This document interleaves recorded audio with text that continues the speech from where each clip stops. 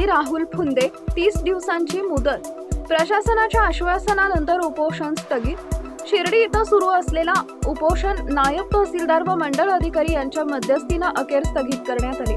प्रशासनानं मागण्यांवर कार्यवाही करण्यासाठी 30 दिवसांची मुदत देत 1 महिन्याच्या आत ठोस कारवाई करू असं लेखी आश्वासन दिलंय.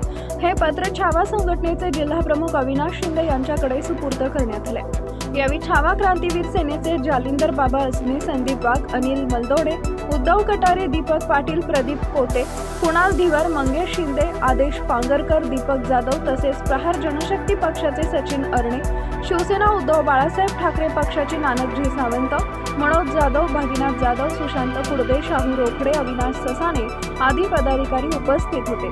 प्रशासनाच्या लेखी आश्वासनानंतर आंदोलनकर्त्यांनी उपोषण स्थगित करण्याचा निर्णय घेतला असून दिलेल्या मुदतीत कारवाई न झाल्यास पुन्हा आंदोलन तीव्र करण्याचा इशारा देण्यात आला. बोलो. शेतकऱ्यांच्या पिकाचं कायमस्वरूपी या वीट भट्ट्यांच्या धुरामुळे ज्या गाड्या, राखीच्या गाड्या चालतात, मातीच्या गाड्या चालतात, यांच्यामुळे त्या शेतमालावर धूळ बसून त्या पिकांचं नुकसान होतं.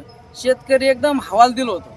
म्हणजे काही ठिकाणी पाऊस चांगला झाला तरी त्या पिंपवडे गावात शेतकऱ्यांचं नुकसानच आहे, कमी झाला तरी त्या पिंपवडे गावात शेतकऱ्यांचं नुकसानच आहे. फक्त वीट भट्टीमुळे तिथला शेतकरी एकदम हवालदिल झालेला आहे. याच्याकडे कोणी लक्ष द्यायला सुद्धा तयार होत नाही.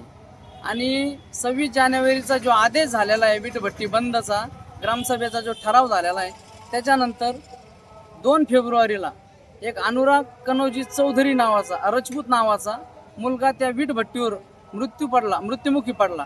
त्याला सुद्धा कोणी जबाबदारी घेईना. हे चाललंय काय? लवकरात लवकर शासनाने याची दखल घ्यावी आणि लवकरात लवकर काय असेल ते आमच्या मागण्या पूर्ण कराव्या.